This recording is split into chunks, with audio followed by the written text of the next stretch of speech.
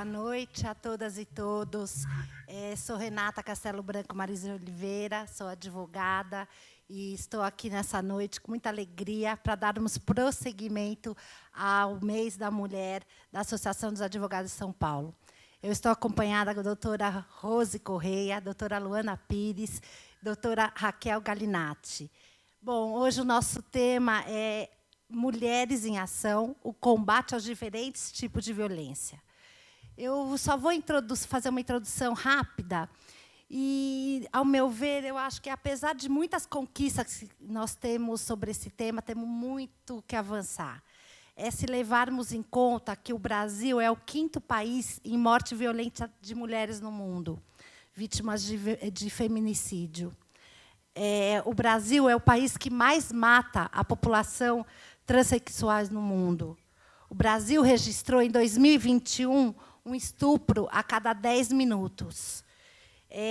Eu tenho aqui uns dados que eu vou deixar para as minhas companheiras dessa noite falarem mais, mas eu acho que não tem como também a gente não deixar registrado que, no ambiente de trabalho, 40% das mulheres elas já tiveram seu trabalho excessivamente supervisionado, contra 16% dos homens. Então, assim, se formos avaliar os dados, não tem nem o que comparar e dizer que temos muito o que ser feito. E nós vamos começar com a doutora Rose, delegada Rose, né, que eu tenho assim, muita honra, muito prazer e muita alegria de já conhecê-la. E ela, vou dar uma pequena conceitualizada no que ela significa para a segurança da mulher. Ela foi a primeira delegada da primeira Delegacia de Polícia de Defesa da Mulher do mundo. Ela é bacharel em Direito pelas Faculdades Metropolitanas Unidas. Ela é deputada estadual por 4 legislaturas. Ela é membro da Associação Brasileira de Mulheres de Carreira Jurídica. Ela é presidente do Rotary Clube de São Paulo Norte, presidente do Conselho Estadual da Condição Feminina. Então, boa noite, gostaria de agradecê-la, e a palavra está com a senhora. Boa noite, é um prazer muito grande estar aqui com vocês. Queria cumprimentar a doutora Luana, a doutora Raquel, minha colega, cumprimentar a Renata, a nossa mediadora, e agradecer muito a oportunidade de estar aqui com vocês, agradecer muito o convite para a gente falar um pouquinho sobre a situação da mulher. Antes de chegar no tema específico, que seria o feminicídio, eu queria fazer com vocês uma pequena retrospectiva. Em 1985, aliás, começamos em 1983, com a criação do Conselho Estadual da Condição Feminina. Mulheres Valorosas não foi alguma coisa que veio de cima para baixo, foi alguma coisa que veio dos movimentos de mulheres organizadas que queriam uma participação dentro do governo, na época, o governo Montoro. Esse conselho montou várias comissões, e entre elas a Comissão de Violência. E essa comissão fazia parte de Laia Cobra Ribeiro, Cida Medrado, Zuleika Lambert, Eva Blay e tantas outras, reuniram-se, e eu frequentava já naquela ocasião um pouco o grupo, e resolveram conversar com o secretário de Segurança, que na época era o doutor Michel Temer, pedindo um espaço diferenciado para as mulheres que fossem vítimas de violência, para que elas tivessem uma condição melhor de poder fazer a sua queixa. O secretário Michel Temer gostou da ideia, levou para o governador, da ideia à criação levou apenas um mês. E nós tivemos, em 6 de agosto de 1985, a criação, então, a implementação da primeira Delegacia de Polícia e Defesa da Mulher, da qual eu tive a honra de ter sido a primeira delegada titular. Eu costumo dizer que a Delegacia da Mulher foi a primeira política pública para mulheres, não de São Paulo, mas do Brasil, política institucional, alguma coisa feita institucionalmente para o atendimento da mulher vítima de violência. Quando nós começamos o trabalho, nós percebemos que não bastava apenas a existência da delegacia, nós tínhamos que ter outras políticas públicas para que nós pudéssemos fazer um atendimento melhor à mulher vítima de violência. E graças, entre aspas, né, ao sucesso, triste sucesso, que a Delegacia da Mulher fez, nós conseguimos ser ouvidas, né, e tivemos logo, passando uma semana, o apoio das assistentes sociais, que eu costumo dizer que elas foram responsáveis por 50% do sucesso da delegacia. Nós trabalhávamos muito juntas e foi, assim, alguma coisa muito importante para que o trabalho desse certo. Em seguida, nós tivemos psicólogas, porque nós tínhamos mulheres que chegavam até a delegacia com a sua autoestima tão baixa que antes de fazer qualquer registro policial, nós precisávamos elevar a autoestima dela, precisávamos conversar com ela, dizer que ela não era culpada de nada, tá? E para que a gente pudesse fazer a ocorrência. Então, tivemos o apoio psicológico. Precisávamos de apoio jurídico, porque muitas mulheres chegavam e precisavam de separação, de guarda de filhos, de pensão. E aí eu agradeço sempre a Comissão da Mulher Advogada da OAB, que no primeiro momento já entrou, todas as advogadas foram para lá e graciosamente, voluntariamente, atendiam aquelas mulheres que iam à delegacia. E, por último, nós tivemos o abrigo, né? Porque a nossa maior preocupação era, a mulher faz a queixa, aí o marido é violento, ela volta para casa e corre o risco de ser morta. Então, nós tínhamos que ter um espaço para poder colocar essa mulher e seus filhos até que a situação fosse solucionada. Esse abrigo também foi o primeiro do Brasil, aconteceu um ano depois da instalação da Delegacia da Mulher. Mas, graças a Deus, ele existe até hoje, junto com tantos outros que também foram criados. Depois nós tivemos, na minha opinião, a nossa maior vitória, que foi a sanção da Lei 11.340, a Lei Maria da Penha, que é considerada a terceira melhor lei do mundo. Para mim, ela é a melhor lei do mundo, porque ela atende integralmente à situação da mulher vítima de violência. Ela fala o que é a violência, quem é vítima da violência, quem pratica a violência, onde a violência acontece. Ela fala qual é o papel da autoridade policial, qual é o papel do judiciário, qual é o papel da defensoria pública. Ela fala nas medidas de proteção à mulher, né, que nós conhecemos, e ela é tão perfeita que ela fala, inclusive, na recuperação do agressor, nos centros de recuperação do agressor. Porque nós sabemos que, em muitos casos, quando as mulheres procuram a delegacia, elas não querem que o marido seja preso, elas não querem processo, elas querem, na realidade, que a gente consiga fazer o milagre de trazer de volta aquele homem que ela conheceu, que não agredia, que a tratava bem e que, de repente, mudou. O fato de existirem os centros de recuperação do agressor não quer dizer que não seja feita a parte policial. Até para ir para um atendimento no centro de recuperação tem que ter a parte policial. É feito inquérito policial, é encaminhado para o Ministério Público denuncia, encaminha para o juiz, e ao dar a pena, o juiz suspende a pena, né, e encaminha esse agressor para esse centro de recuperação.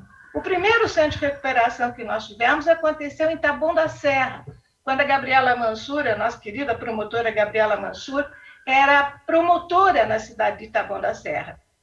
E ela fez um contato com 2 psicólogos que eram da cidade, inclusive um deles já não está mais entre nós, e todos os casos que o juiz mandava, esses homens eram encaminhados para esse centro de recuperação. Quando começou esse trabalho, a reincidência era mais de 50%. Hoje, se a gente for procurar para ver como está o trabalho, a reincidência não está chegando a 2%. Portanto, veja que a gente teve um sucesso muito grande com a implantação desses centros. É claro, para lá não vão pessoas drogadas, não vão alcoólatras, são aqueles que realmente têm uma condição de poder voltar e se reintegrar à família. Graças a esse trabalho, graças à existência da Delegacia da Mulher, nós conseguimos ter números, porque antes da Delegacia da Mulher não tinha estatística, não tinha números de violência contra a mulher, porque muitas vezes a mulher chegava à delegacia ou não, a queixa não era feita, ou ela não ia à delegacia, então não tinha números, e todo mundo sabe que para ter política pública para alguma coisa, você tem que ter pesquisa, você tem que ter números. E a Delegacia da Mulher conseguiu mostrar os números, aliás, que assombraram todo mundo, dos casos de violência contra a mulher que existiam nos lar docilar.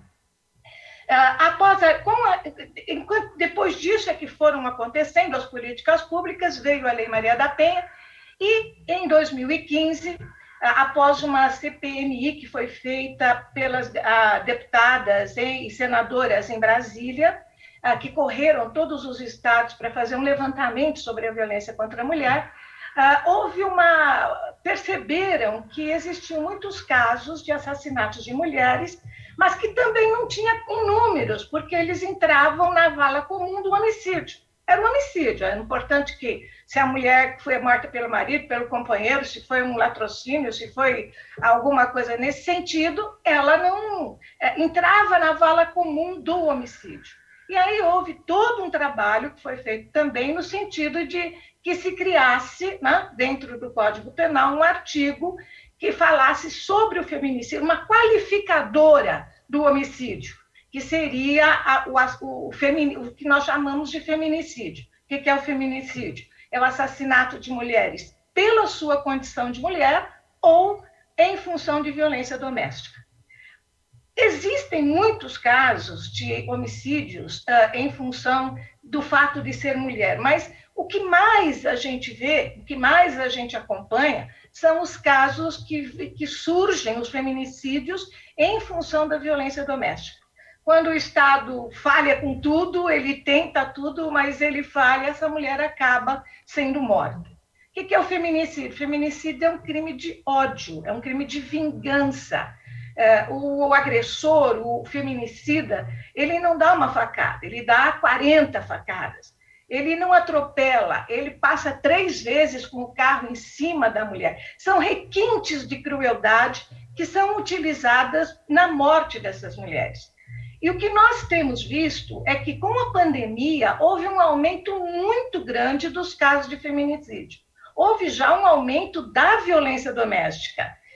É uma coisa muito interessante. Se você olhar as pesquisas, nas estatísticas, você vai ver que diminuiu o número de denúncias de violência doméstica. Mas é claro que a violência doméstica aumentou. A única coisa é que a mulher não tinha condição de sair de casa, tinha medo de sair de casa, não podia fazer a queixa, passava 24 horas dentro de casa junto com seu agressor, e mesmo tendo o boletim de ocorrência eletrônico, muitas vezes ela não tinha acesso a computador, não tinha acesso a celular, porque ele tomava conta de todo o tempo, de todo o espaço. Então, não tenho nenhuma dúvida que aumentou a violência, só que o número de denúncias caiu, claro, em função dessas dificuldades que a mulher encontrou. E nos casos de feminicídio, nós também tivemos um aumento muito grande, no Brasil inteiro. Como foi dito aqui pela Renata, nós somos o 5º país do mundo em assassinato de mulheres. É um ranking muito ruim para nós, né? Então, olha a violência doméstica, que ponto chega para a gente chegar a ser o 5º país do mundo em assassinato de mulheres. E assassinato de mulheres, na sua grande maioria, em função da violência doméstica. Então, nós sabemos que existe todo um ciclo da violência doméstica, né? Que começa com empurrão, começa com tapa. Primeiro, aliás, não é nem com o empurrão, começa com a violência psicológica. Eu queria abrir um parênteses para dizer que hoje a gente tem batido muito no problema da violência psicológica, porque o que acontece é que as mulheres não identificam que estão sofrendo a violência psicológica. A maior parte delas não identifica. O que é a violência psicológica? É o murro na mesa, é a desqualificação da mulher, você é feia, você é fria, você não serve para nada, se eu te deixar, ninguém vai te querer. E aquilo e afasta da família, afasta dos amigos, ela não vai mais nem aos lugares, nem na igreja que ela costumava ir. Então, essa coisa, batendo na cabeça dela todos os dias, quando chega o momento da agressão física, e ela vai chegar, a autoestima dela está tão baixa que, quando ele bate, ela não reclama, porque ela acha que ele tem razão de bater.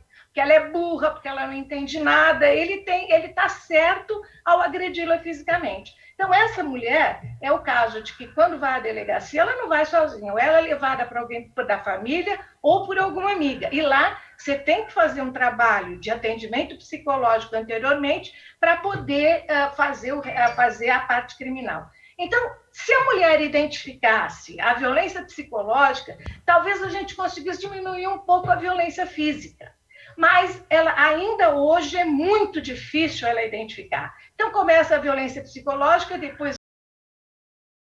E a violência física é uma bola de neve, ela vai aumentando, é o tapa, é o pontapé, é o soco, é a facada. E aí eu quero até chamar a atenção. Todas nós, quando fazemos palestras, quando vamos falar para alguém, nós dizemos, não, hoje nós temos meios de ajudar a mulher vítima de violência. Temos delegacias de defesa da mulher, temos 10 que abrem 24 horas, temos aí aplicativo no celular para quem tem medida protetiva, tem a Guardia Maria da Penha, que são os policiais da GC, são os guardas da GCM que vão visitar mulheres que têm a medida protetiva. A gente tem a Casa da Mulher Brasileira, que é um equipamento fabuloso, que dá um atendimento completo para a mulher vítima de violência. Temos aí as ONGs, temos aí a Justiceira de Saias, que é fabulosa. Tem várias ONGs hoje que atendem a violência contra a mulher. E a mulher que está passando por uma situação de violência, de repente ela resolve dar um basta naquela situação que ela está vivendo e ela quer sair. E nesse momento é que ela corre o risco de ser assassinada por ele, porque ele não aceita que ela o deixe, ela não aceita a separação. É importante também a gente chamar a atenção que tanto a violência física quanto o feminicídio são crimes extremamente democráticos. Eles acontecem em toda a classe social, em pessoas de todas as raças, de todas as etnias. Tá? Ele não escolhe.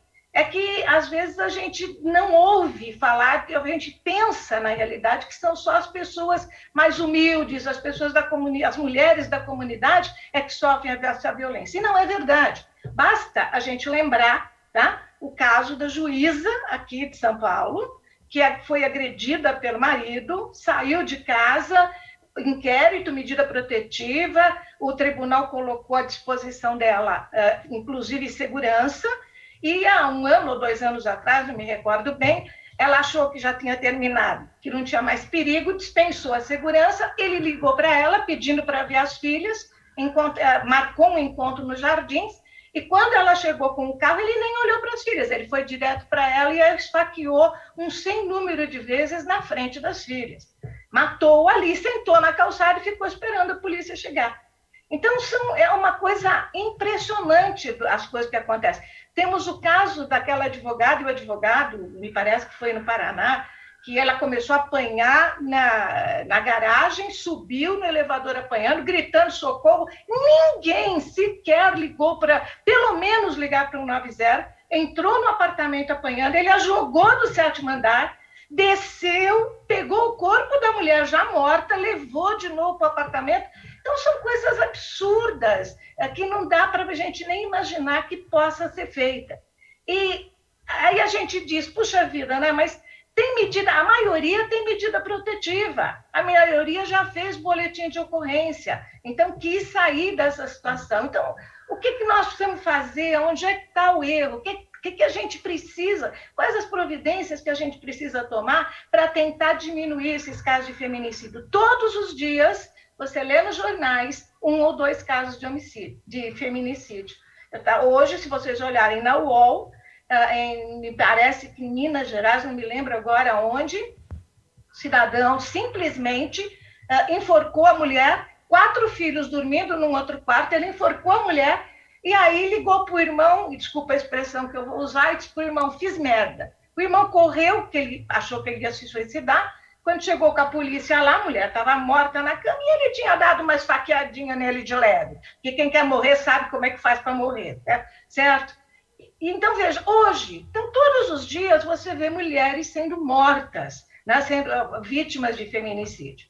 Aí o que eu pergunto, né, até para terminar, que a gente pode fazer? Quais são os outros caminhos que a gente tem? Aonde nós estamos falhando? Né? O que está acontecendo? Onde é que nós precisamos melhorar? Qual política pública mais a gente precisa criar para poder ajudar essas mulheres? Às vezes é muito difícil. O caso de uma mocinha, medida protetiva era a caixa de um supermercado. Meio-dia, o supermercado cheio, o cidadão entrou, deu um tiro na cabeça dela e se matou ali do lado. Então, é muito difícil. Mas né, temos que nos lembrar que o feminicídio é uma morte anunciada, porque ele não começa do nada, ele não vai direto matá-la. Né? A coisa que antecede vem a violência psicológica, vem a violência física, e culmina na realidade com o feminicídio. Então, é uma situação em que a gente deve, na medida do possível, a gente continuar falando com as nossas mulheres no sentido de incentivá-las, estimulá-las a denunciar o que está acontecendo com elas, a violência que elas estão sofrendo, violência psicológica, violência física, para que a gente não chegue no feminicídio. E nós temos um outro grande problema que está acontecendo. Muitos desses feminicidas, eles matam a mulher e se matam junto. E aí, como é que ficam esses filhos que, na maioria das vezes, assistem o pai e a mãe, o pai matando a mãe e depois se matando? Como é que fica a cabeça dessas crianças? Hoje tem um estudo, inclusive, que fala a respeito dos filhos do feminicídio, para vocês imaginarem como é que a situação está difícil. Um caso recente que eu vi, que eu achei um absurdo, né? A guarda do garoto ficou com a família do pai. E a avó quer obrigar o garoto a ir visitar o pai na cadeia. Gente, olha que coisa mais absurda. A gente não tem nem palavras para dizer como é que você vai resolver uma situação como essa. Mas eu acho que tudo vale a prevenção. Tudo, na realidade, é através da educação. Mas a coisa que já está aí, nós temos que tentar trabalhar na prevenção. E qual seria a prevenção do feminicídio? Estimularmos a mulher para que ela possa fazer a denúncia antes de chegar a um mal maior. Agora, tenho para comigo que nós também precisamos melhorar o acolhimento das portas de entrada. Nós temos 2 portas de entrada, hospital e delegacia. Se a mulher não é bem acolhida nesses lugares, se ela chega ao hospital muitas vezes e o médico está vendo que as lesões que ela apresenta são provenientes de uma agressão, muitas vezes o agressor está do lado dela, constrangendo-a, e o médico finge que não percebe, não dá uma orientação, não comunica, porque a lei diz que ele tem que comunicar, essa mulher vai embora e é uma candidata em potencial para o feminicídio. A mesma coisa a delegacia. Se não tiver um acolhimento, se não tiver uma receptividade, entender a situação daquela mulher que está chegando lá totalmente fragilizada, também a gente acaba perdendo essa mulher. E, infelizmente, hoje, é impressionante que a primeira pergunta que se faz para uma mulher agredida quando ela chega numa delegacia é: o que você fez para ele te bater? Quer dizer, de cara, você já está culpabilizando a mulher pelo fato de ser agredida. Então, a gente pode melhorar, sim, trabalhando os casos da violência psicológica, estimulando a mulher, orientando a mulher e melhorando o acolhimento nas portas de entrada, sabe? Fazendo com que as pessoas possam orientá-las, encaminhá-las. Nós temos a Casa da Mulher Brasileira, eu fui fazer uma palestra outro dia com mais de 100 mulheres. Eu perguntei: quem conhece a Casa da Mulher Brasileira? 10 levantaram a mão. E a Casa da Mulher Brasileira, gente, é um espaço maravilhoso, onde você tem a delegacia, a assistente social, a defensora pública, a promotora, a juíza. Quer dizer, num único lugar ela encontra todo o atendimento. E tem, inclusive, um local para ela ficar, se ela não pode voltar para casa, até que se identifique um abrigo para ela. E em 100 pessoas num auditório, apenas 10 levantaram a mão que conheciam a Casa da Mulher Brasileira. Então, eu acho importante a gente divulgar. Por isso que eu acho muito, muito bom estar participando aqui com vocês, desse momento importante para nós, 8 de março não é um dia de comemoração, é um dia de reflexão, mas pelo menos um mês é muito bom, porque de uma forma ou outra abrem espaço para nós, para que a gente possa levar a nossa palavra, levar a nossa orientação, falar a respeito do assunto e tentar, de uma maneira, né, o máximo que a gente pode, evitar que a violência possa aumentar cada vez mais. Então, eu queria, mais uma vez, agradecer a oportunidade de estar aqui com vocês, agradecer a Luanda, agradecer a Raquel pela gentileza de ter me deixado falar antes, tá? Agradecer a Renata, e fica aqui, fico à disposição, e sempre dizendo um ditado que eu odeio, e eu termino sempre falando isso. Quando alguém chega para mim e fala, em briga de marido e de mulher não se mete a colher, eu digo, realmente, não se mete a colher, se mete a polícia. Isso é que nós temos que meter. Muito obrigada a todos. Eu que agradeço, delegada Rose. Olha, mas foi um prazer ouvi-la, uma satisfação. E é isso que fica de lição, porque é um aprendizado, né? Temos que falar. Mulheres têm que ouvir. Ouvir em relação à violência psicológica, ouvir em relação à ajuda que tem, e a educação, é a comunicação, é isso. E muito obrigada em nome da associação, muito obrigada em meu nome, e tenho certeza que ainda iremos nos encontrar nesse caminho aí, nessa luta. Eu é que agradeço e peço desculpas à Luanda e à Raquel por não ouvi-las, tá? Mas eu sei que vocês saíram muito melhor do que eu, mas eu vou depois ver a gravação, tá? Beijo para vocês, muito obrigada, boa sorte. Bom, para dar continuidade aqui, eu vou chamar a doutora Luanda Pires, chamar que parece que eu estou com elas aqui na minha frente, né? Uma pena, mas vamos lá. O papel do direito antidiscriminatório no combate à violência contra a mulher. Quero agradecê-la desde já e é um prazer estar aqui para ouvi-la. Boa noite a todas as pessoas. Dá licença, Antes Luanda. de tudo, licença que eu cometi uma falha aqui. Eu preciso fazer uma leitura breve do seu currículo, que as pessoas precisam saber. Luanda é advogada e palestrante, especialista em direito contratual, LGBTI+, de gênero, cultura inclusiva e diversidade e inclusão. Pesquisadora do Núcleo de Pesquisa da Universidade de São Paulo, trabalho além do direito do trabalho, conselheira de notório saber ao Conselho Nacional dos Direitos da Mulher, presidente da Associação Brasileira de Mulheres Lésbicas, Bissexuais, Travestis, Transsexuais e Intersexos, vice-presidente do Me Too Brasil, vice-presidente da Comissão da Mulher Advogada da OAB Pinheiros. Eu até engasgo, porque é tanta coisa linda. A palavra está com você agora. Exato, querida, obrigada.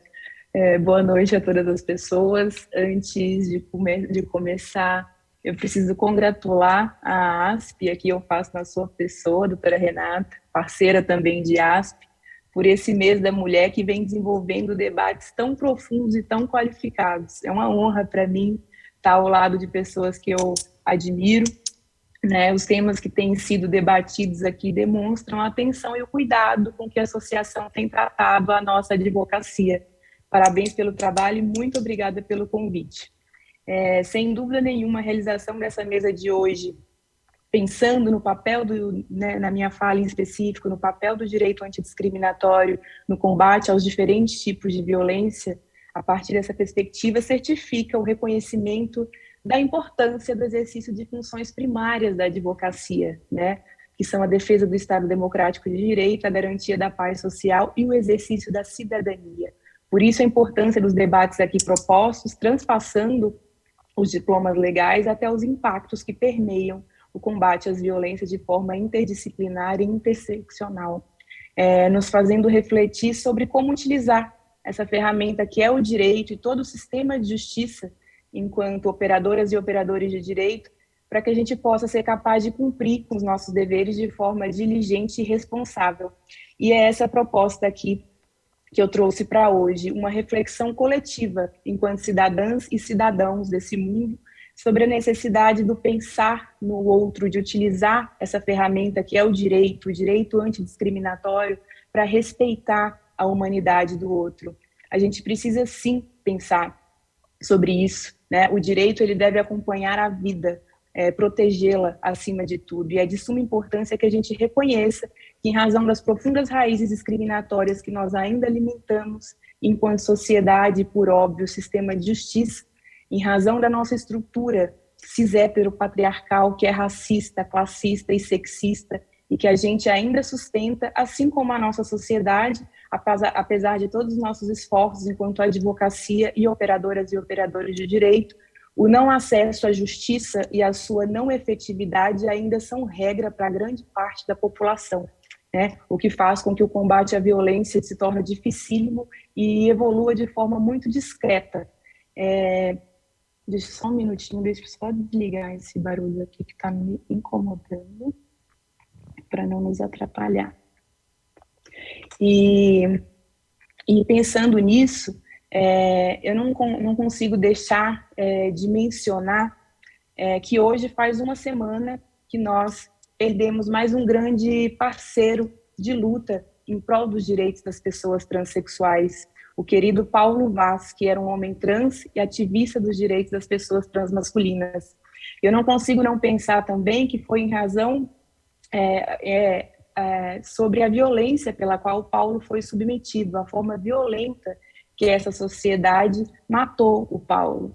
E enquanto o Paulo se despedia de nós, eu estava no almoço que a gente fez na última segunda-feira entre o Me Too Brasil e organizações a organização que eu estou, diretora de Relações Públicas, e outras organizações como a Justiça de Saia, que a delegada Rose mencionou. A gente propôs o almoço para fazermos uma homenagem às sobreviventes de violência sexual no Brasil. No meio do almoço, eu precisei me ausentar, porque eu tinha uma audiência de conciliação de uma ação fundamentada no crime de LGBTfobia, e enquanto o Paulo nos deixava, eu me ausentava do almoço em homenagem às sobreviventes de violência sexual no Brasil, para explicar para o advogado, querido colega da outra parte, que as brincadeiras proferidas pelo cliente dele, que sequer estava em audiência, são crime, violentam outras pessoas e fazem desse país o que mais mata e deixa morrer pessoas transexuais no mundo pelo 13º ano consecutivo, como a Renata nos trouxe. Enquanto uma amiga me ligava pedindo ajuda porque o Paulo já tinha nos deixado, eu ouvia do advogado da outra parte que as pessoas heterossexuais não têm dimensão dos impactos que essas brincadeiras causam às pessoas LGBTQIAP+. E a partida do Paulo não só nos deixou arrasadas e arrasados, como me fez pensar de forma particular ainda mais sobre o nosso papel enquanto operadoras e operadores do direito na proteção dessas vidas. O que a gente está fazendo para garantir o acesso e a efetividade da justiça? O que a gente está fazendo para combater de fato a violência? Porque não dá para pensar em um combate efetivo à violência sem que a gente pense na raiz do nosso problema, na origem dessas violências, né? Não há meios de se proteger as vidas se a gente não pensar em por que alguma dessas vidas são colocadas em risco a todo momento. As pessoas são adoecidas pelas discriminações que elas sofrem no decorrer da vida, e isso não sou eu quem está falando, são os dados. Inclusive, eu escrevi um artigo para a minha coluna da Fenaló na segunda passada, em homenagem ao Paulo e todas as pessoas que tiveram essa história, né, para que a gente pense de fato sobre isso. E existe uma teoria chamada de minority stress, ou estresse de minoria, que avalia os impactos que as discriminações e as violências causam aos indivíduos pertencentes a determinados grupos sociais. Essa teoria, ela relaciona os estresses suportados pelas populações historicamente minorizadas, em razão das discriminações sofridas no decorrer da vida, ao aumento do risco em relação às suas saúdes física e mental. Ela comprova que, em razão dessas discriminações, alguns grupos de pessoas, e aqui ressaltando os recortes de gênero, orientação sexual, identidade de gênero e raça, estão muito mais propensos ao desenvolvimento de quadros de ansiedade e depressão, consumo de substâncias lícitas e ilícitas de forma abusiva, e maior risco de suicídio quando comparadas à população branca, cisgênera e heterossexual.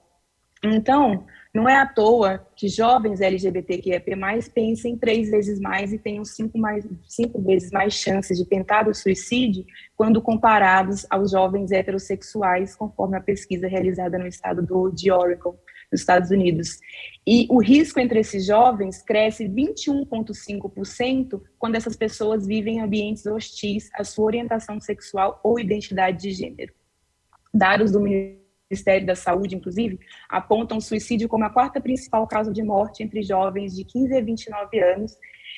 Uma pesquisa também realizada pelo Grupo Gay da Bahia, que é um dos poucos grupos da sociedade, organizações da sociedade civil que nos fornece dados, porque o nosso, como a delegada Rose nos trouxe, a gente sofre com essa questão de dados, indica que o número de casos de suicídio cresceu 284% em um período de 2 anos entre pessoas de 15 a 29 anos. E levando em consideração essa estrutura colonialista que ainda é perpetrada no país, não é surpresa que a cada 10 jovens entre 10 e 29 anos que cometem suicídio, 6 são autodeclarados negros. Mas, em 4 anos, o número de casos subiu 12% e o risco de uma pessoa negra cometer suicídio no Brasil chegou aos 45%, também de acordo com o Ministério da Saúde. E essa mesma estrutura faz com que sejam registrados diariamente cerca de 4 casos de suicídio de mulheres vítimas de violência dentro dos lares brasileiros, sendo que essa passou a ser a principal causa de morte de mulheres em casa, com aumento de 92% no número de casos entre 2000 e 2017.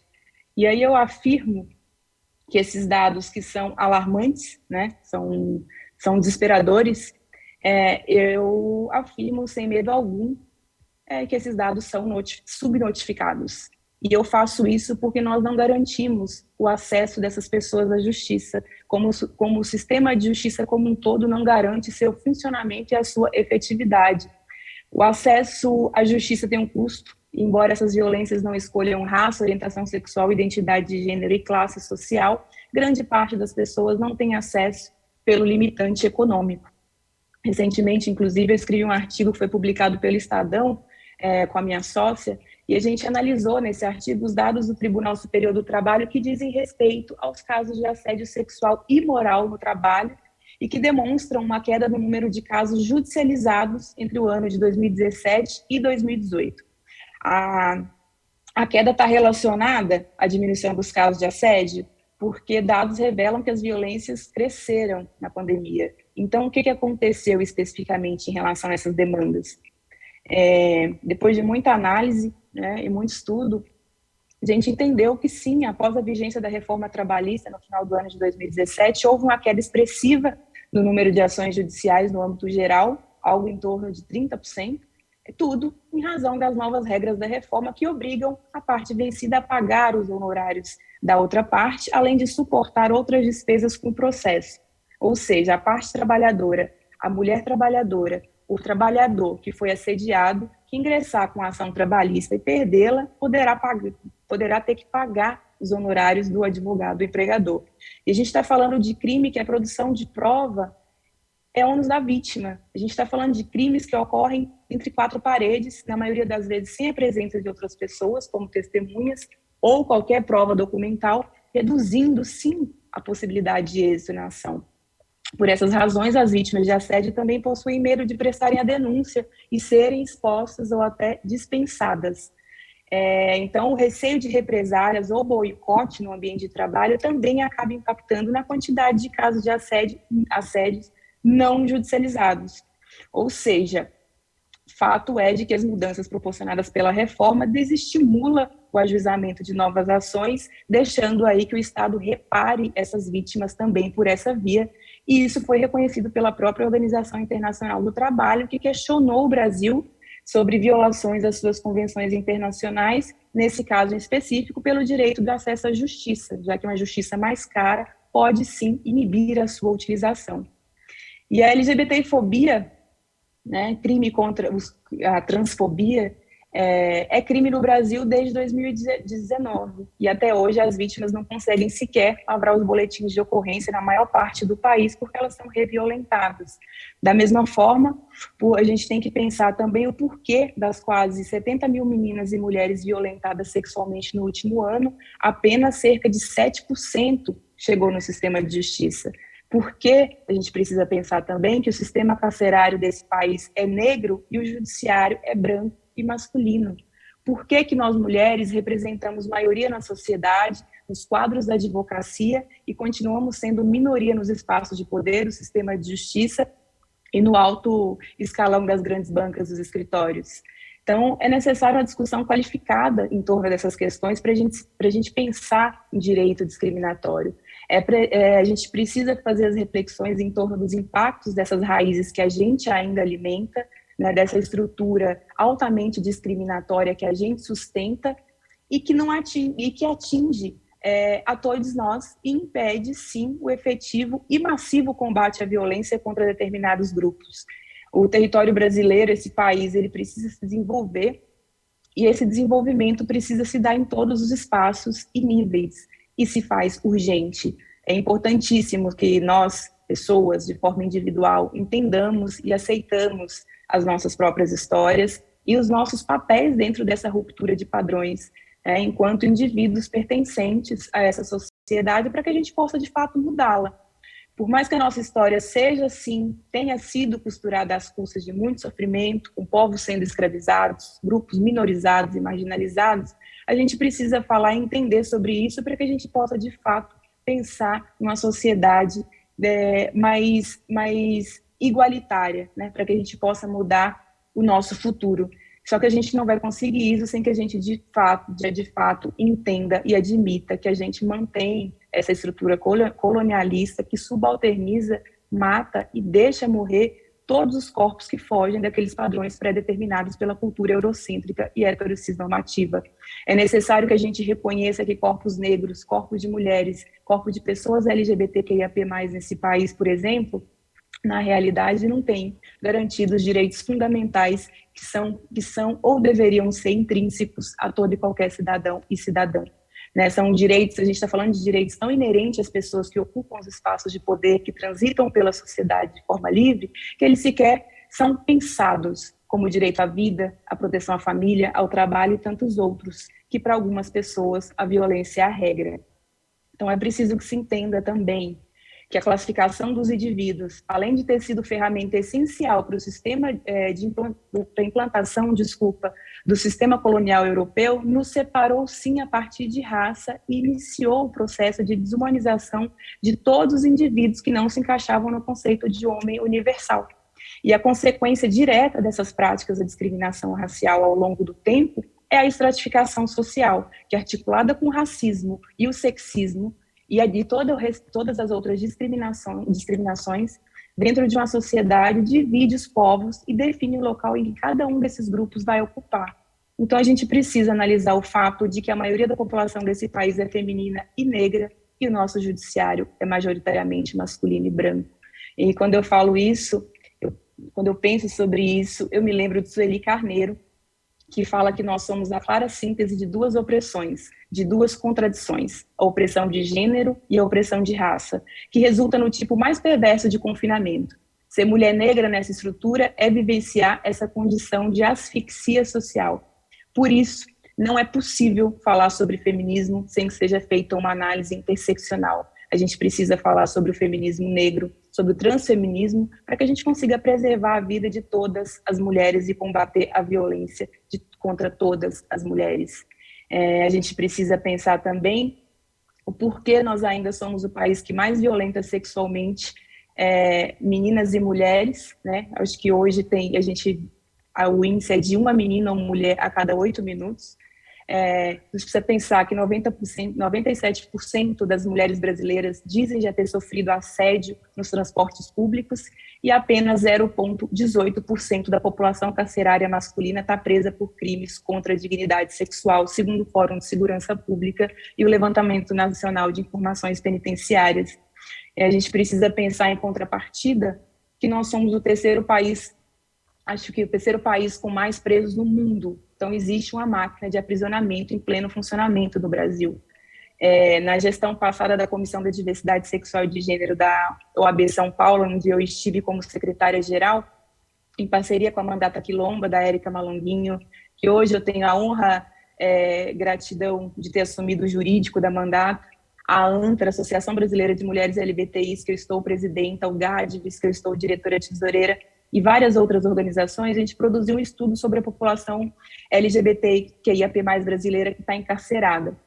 Esse documento ele é fruto de uma construção incrível da união de pessoas públicas, organizações e representantes da sociedade civil comprometidas de forma verdadeira com os direitos humanos e a mudança social efetiva da vida das nossas pessoas, que em razão das múltiplas vulnerabilidades a que são acometidas, hoje se encontram dentro do sistema penitenciário brasileiro. Ele não traz só um panorama da precariedade relacionada ao sistema como um todo, como traz também uma visão crítica a respeito do tratamento direcionado à população, a essa população em específico, reconhecendo que é impossível tratar dessas múltiplas violações aos direitos humanos sem uma análise também interseccional, dada a essa estrutura e a construção do território brasileiro. A gente precisa pensar que nós somos o país mais perigoso para a população LGBTQIAP+, viver no mundo e que a gente ainda mata mais pessoas LGBTQIAP+, aqui do que nos países no Oriente da África, onde a homossexualidade ainda é punida com pena de morte. A gente precisa olhar para a nossa população de mulheres transexuais e travestis e nos perguntar o porquê trata-se de uma população majoritariamente negra, profissional do sexo, que vive em média 35 anos, representando menos da metade da expectativa de vida do restante da população brasileira, né, uma idade aí condizente com a expectativa de vida da idade média, e a gente precisa pensar nisso para a gente pensar também que as instituições são formadas por pessoas. Não adianta a gente achar que vai ter um combate efetivo a todas essas violências, pensar em direitos antidiscriminatórios, se todas as pessoas, se o tribunal, se o judiciário, a advocacia e aquelas pessoas que compõem todo o sistema de justiça não são diversos e não olham para as violências cometidas contra as mulheres, contra todos esses outros grupos historicamente minorizados, como um problema de saúde pública e de direitos humanos. A gente precisa ver dessa maneira. A mudança ela tem que vir do micro, ela tem que partir do individual e não do coletivo. Aquelas pessoas que continuam cobrando apenas ações do Estado e nada fazem, agem também para a manutenção do status quo. Né? Porque, sim, o papel das pessoas não negras é o combate ao racismo, o papel dos homens é o combate ao sexismo e ao machismo, o papel das pessoas heterossexuais é o combate à LGBTfobia. Mas, para que a gente faça isso, é necessário que todos nós nos reconheçamos como racistas, machistas e LGBTfóbicos que somos, em maior ou menor grau. Todos nós repetimos padrões. A nossa sociedade nós viemos da mesma construção social, a estrutura desse país é assim. Então, me conduzindo para o final, quando eu penso em combate à violência, me vem os casos que a gente passa diariamente dentro da sala de audiência, né, enquanto advogados e advogados de vítima de violência, e que quem não trabalha de forma direta com isso é capaz de visualizar quando a gente fala sobre o caso da Mari Ferrer e todo o absurdo que foi vazado da audiência dela. Aquilo é a realidade. E quando somos nós, mulheres advogadas, os absurdos são piores. A gente tem que brigar muito para ser respeitada e para que as nossas clientes, nossos clientes também sejam. E pensar, quando eu penso também na efetividade dessa mesma justiça, me vem à cabeça os embargos interpostos pela Advocacia Geral da União em face do acórdão da decisão que criminalizou a LGBTfobia no Brasil. Além de se utilizar de embargo de declaração para modificar a decisão, que além de desprovidos, por essa razão precisa ser arbitrada, inclusive a multa, né?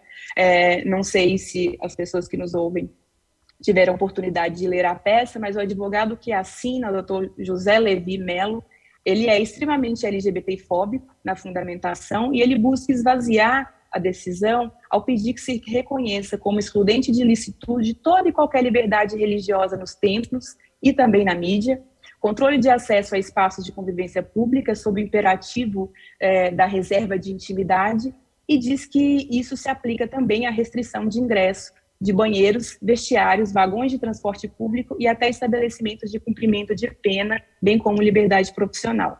E quando ele fala em restrição de ingresso em banheiros, com o escopo de proteger vulneráveis, ele está dizendo, em alto e bom tom, de forma muito direta, que para ele pessoas LGBTI são potenciais pedófilas. Além de demonstrar ser visivelmente LGBT-fóbico, o advogado que representa o Estado brasileiro, que deveria responder processo disciplinar por isso, se tratar de advogado, e a gente já tem o Conselho Federal ditando, né, sobre isso. Ao que parece, ele desconhece também o panorama relativo aos crimes sexuais no Brasil, porque não é em razão do comportamento da população LGBTQIAP+, que em 2021 nós tivemos quase 70 mil vítimas de estupro, o que equivale a um estupro a cada 7 ou a 8 minutos. É importantíssimo ressaltar também que quase 60% dessas vítimas são as crianças que o advogado diz querer proteger ao segregar a população LGBTQIAP+. Só que, ao que parece, ele desconhece o fato de que, no Brasil, os crimes sexuais são cometidos em ambientes privados, ou seja, em casa ou entre quatro paredes, e não em locais públicos. Ele ignora o fato também de que quase 100% dos autores de estupro de vulneráveis nesse país são homens, cisgêneros e heterossexuais, e quase 80% são conhecidos das vítimas.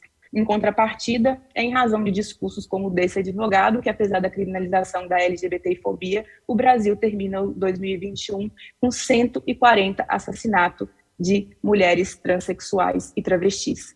E o sistema de justiça, o nosso aparato legal, ele é consistente. Ele deveria garantir a não violência, o acesso à justiça e sua efetividade, mas não o faz para todas as pessoas de forma igual. Nós sequer conseguimos proteger as nossas mulheres em 2022. Então, ele também não garantirá a resolução de todos os nossos problemas se a gente não pensar que esses problemas são estruturais e devem ser combatidos dessa forma. Mas eu acredito também que a modificação disso tudo só será feita através do diálogo, de um diálogo profundo, transparente e interseccional, entendendo a inseparabilidade de temas como raça, classe e gênero. E esse diálogo ele precisa ser acompanhado de ação. A gente está em 2022 e ainda nega a nossa estrutura. E enquanto a gente nega a nossa estrutura, grupos de pessoas não têm direito à vida. Então, a gente não tem mais tempo para pensar. Nós precisamos, sim, utilizar, partir do que nós temos, do nosso aparato legal, utilizar o direito antidiscriminatório para combater as violências de forma responsável e profunda, debatendo diretamente na raiz do problema. Muito obrigada, boa noite a todos. Boa noite, Luanda. Muito obrigada pela sua fala. Uma fala provocadora, provocativa, uma fala forte, sincera, uma fala que me ensinou e me emocionou. Eu quero que você receba a minha solidariedade para o Paulo, por todos os seus companheiras, companheiros, pessoas, indivíduos. E conte comigo. Conte com a ASP, e é isso, fala. Temos que aceitar nossos papéis, né? Cada um no seu lugar. E já está tarde, né? Mas temos o futuro pela frente. Muito obrigada, viu? Dando continuidade aqui à nossa noite, eu quero chamar a doutora Raquel Galinatti, que vai falar para a gente sobre a violência institucional de gênero. Doutora Raquel, bacharel em Direito pela Universidade Presbiteriana Mackenzie, mestre em Filosofia pela PUC, especialista em Polícia Judiciária pela Academia Nacional de Polícia, especialista em Ciências Penais pela Uniderp e pós-graduanda em Processo Penal pela Escola Paulista de Magistratura, presidente do Sindicato dos Delegados de Polícia do Estado de São Paulo, diretora da Associação dos Delegados de Polícia do Brasil e vice-presidente sudeste da Federação Nacional dos Delegados de Polícia Civil, FENDEPOL, né? Delegada de Polícia do Estado de São Paulo desde 2012 e atuou como advogada de 2001 a 2011. Bem-vinda, doutora. Muito obrigada. Primeiramente, é uma honra estar aqui palestrando com mulheres tão valorosas. Doutora Luana, adorei essa palestra, perfeita, elucidativa, esclarecedora. A doutora Rose, pioneira na defesa das mulheres. Então, realmente é uma grande honra. Muito obrigada pelo convite. Eu vou falar aqui sobre um recorte, na realidade, que é um reflexo da sociedade, como a doutora Luanda bem explicitou. A gente vive em uma sociedade predominantemente patriarcal e machista, estamos ainda no processo evolutivo que ainda irá demorar, mas a gente sabe que estruturalmente a gente combate esse machismo não só quando vítimas, mas internamente quando nós nos pensamos e temos posicionamentos machistas em pensamentos. Um exemplo é sempre nos colocamos como culpadas em determinada colidência ou briga em relação a algum homem, companheiro, ou até mesmo a chamada síndrome do impostor, em que muitas vezes a gente se sente real quando questionadas naquele lugar que estamos exercendo, se realmente é esse lugar que pertencemos. Então, isso faz parte dessa carga que a gente foi realmente inseridas, e nós estamos inseridos e temos que combater diariamente. A Polícia Civil, no caso, ele é um reflexo da sociedade. Então, dos mais de 44 milhões de habitantes do estado, 23 milhões, ou seja, 52% são do sexo feminino. Mas, apesar dessa maioria na população, somente 24% da Polícia Civil é composta por mulheres. E se a gente for falar de delegadas de polícia, não chegamos a 16%. Então, é uma distorção absurda da realidade, da representatividade do povo na instituição Polícia Civil. E quando eu falo que a Polícia Civil é um reflexo da sociedade, porque infelizmente é uma polícia feita por homens, pensada por homens e para homens. E a igualdade de direitos dentro da Polícia Civil, ela fica ainda mais distante quando os números que são analisados de acordo com a distribuição de atribuições entre os policiais homens e policiais mulheres. A gente sabe que hoje existe um processo muito democrático para ingressar para a polícia, até porque todos passam num processo seletivo democrático, que é o concurso público. Mas essa situação não permanece quando, dentro da instituição, a atuação feminina da policial nas mais diversas carreiras que existem no organograma da Polícia Civil é concentrada na Delegacia de Defesa da Mulher. O resultado é a existência de nichos onde o trabalho da policial mulher é voltado prioritariamente ao atendimento na defesa da mulher.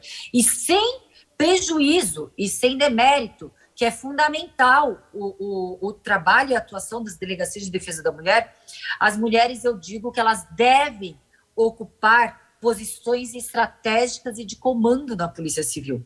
E então, o que acontece? Essa ausência de representatividade das mulheres no comando, no pensamento, na direção dos nortes da polícia, nos cargos, torna a Polícia Civil uma instituição onde inexiste a visão feminina na elaboração de estratégias, que menospreza ou até mesmo cala as policiais mulheres, independentemente da capacidade profissional na formação de excelência que elas possuem.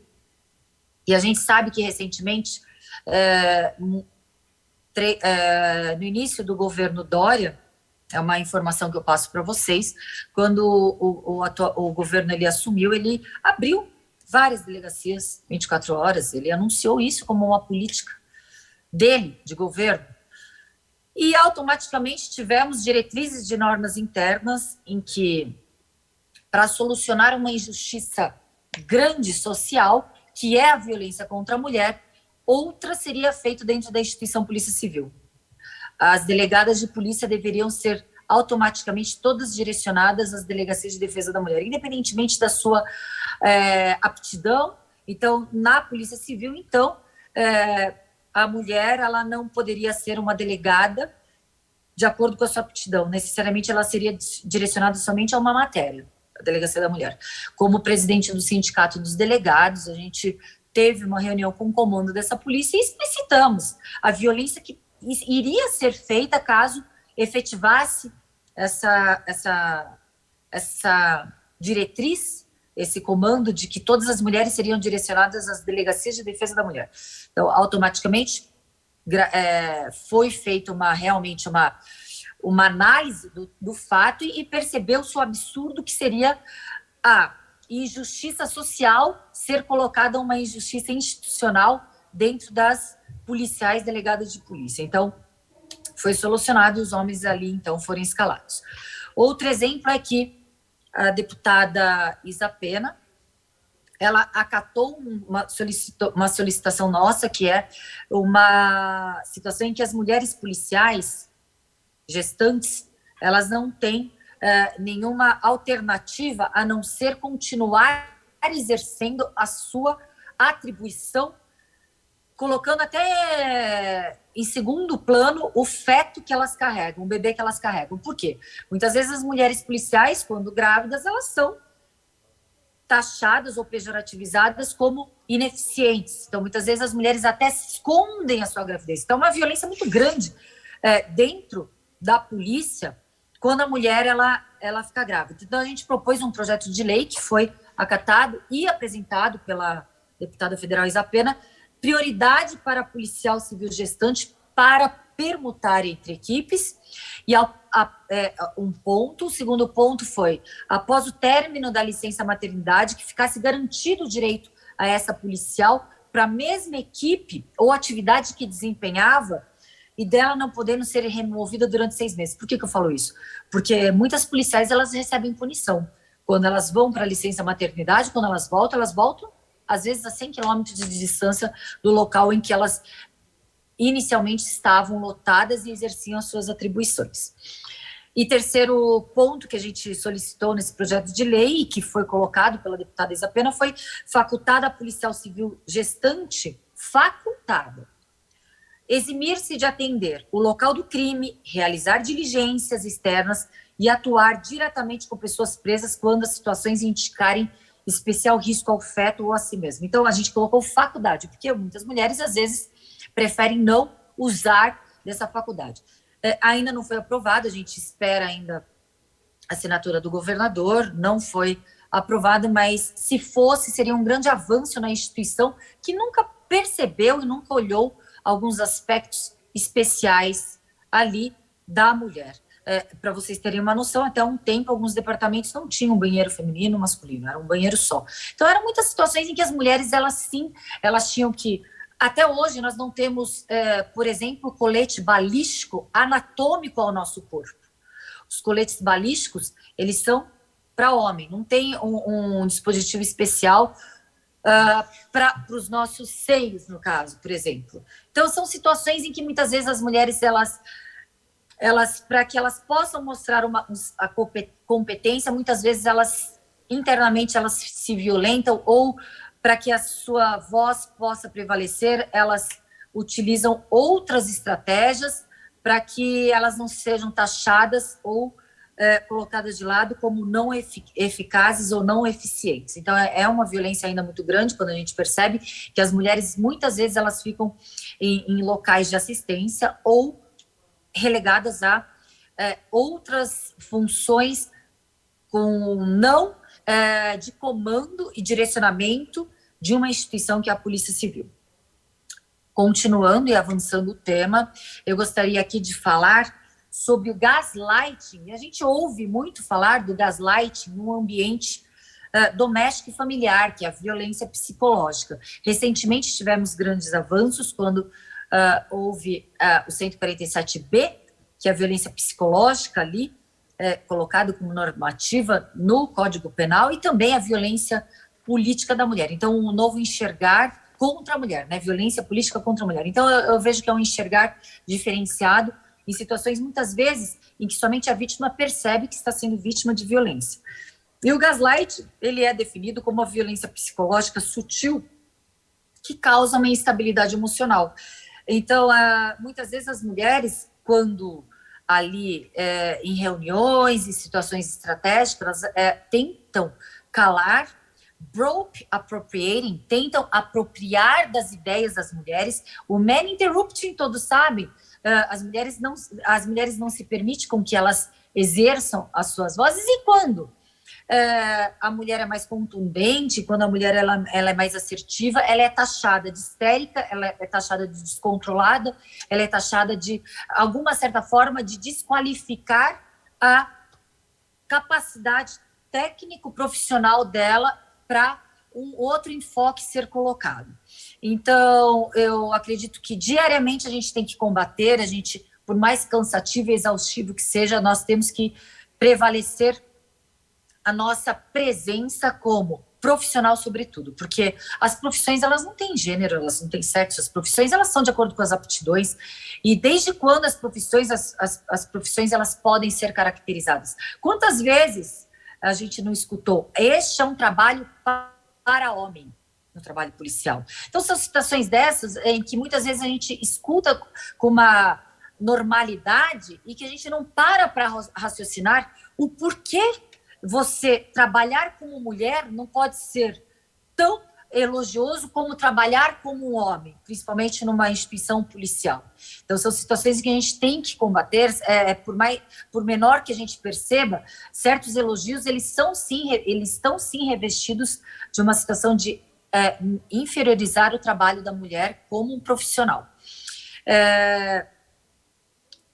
E finalizando, porque eu vejo que o tempo é curto, eu não vi quanto tempo eu falei, eu percebo que tudo que está sendo feito, toda essa movimentação, ela demonstra um grande avanço na sociedade, um grande avanço entre nós, operadores de direito, em todas as esferas do sistema de justiça criminal, no caso que eu atuo como delegada de polícia, a porta de entrada do sistema de justiça criminal, a gente vê que, de forma muito feliz, que a gente tem avançado a partir do momento em que, na época da minha faculdade, há 20 anos atrás, a gente não escutava direito das mulheres, violência contra a mulher, e a gente vê que hoje, cada vez mais, o tema está sendo colocado com enfoque da importância que deve ter.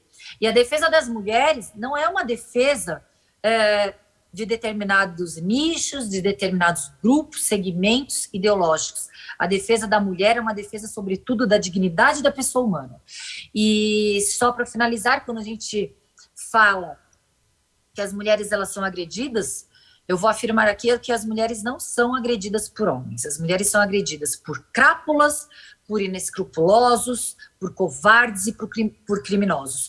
Os homens, eles estão lado a lado de nós, mulheres, para combater essa violência social, essa violência tão grave que desequilibra as relações sociais entre as pessoas. Então, os homens que são homens, estão do lado das mulheres, combatendo os criminosos que destroem os nossos direitos. Muito obrigada. Obrigada, doutora Raquel. Que aula, que exemplo, que coragem. E é isso, é cansativo, mas temos que respirar e seguir em frente. Eu agora, ouvindo a doutora falar, me veio à cabeça, eu acho que foi, não sei se a Luanda pode me ajudar, eu acho que foi na página do Me Too, que eu vi uma frase que eu acho que serve assim para as mulheres, né? Que as mulheres são igual água. Eu acho que é mais ou menos isso, que quando se juntam, elas são mais fortes.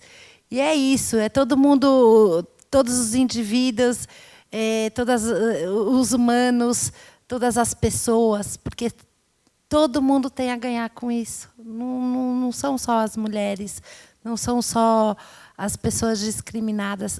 Nós temos que mudar essa sociedade. E acho que juntas, unidas, conseguiremos. Eu queria aproveitar que temos um tempinho aqui, uns 5 minutos, gostaria de fazer uma pergunta que chegou aqui no nosso chat. Na verdade, são duas. Uma para a doutora Luanda e outra para a doutora Raquel. Quais são os caminhos reais, doutora Luanda, que são criados para a desconstrução do preconceito e determinados grupos?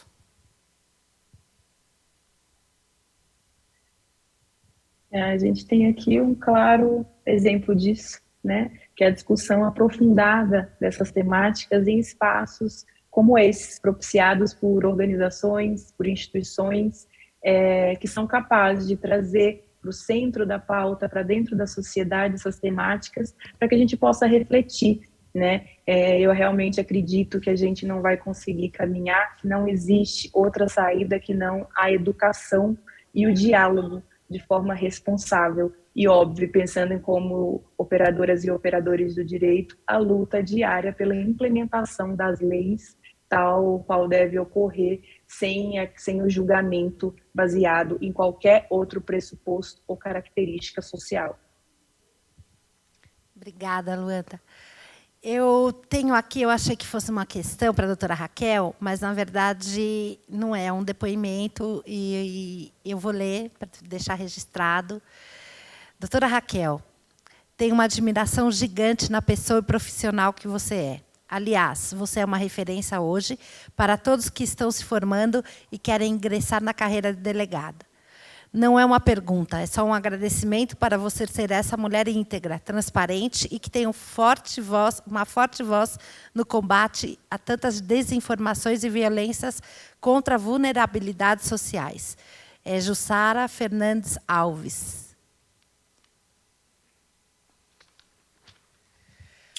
Puxa, Jussara, obrigada pelo carinho, muito obrigada, e tenho certeza que você se formando, você vai ser mais já é, né, uma força, já está aí, mas com o instrumento que é a sua instrução no meio jurídico, você vai ser mais uma combatente ali para fazer valer a justiça e defender todos nós contra todas as injustiças que a gente percebe. Então, muito obrigada pelo carinho, e eu tenho muito orgulho de todas nós.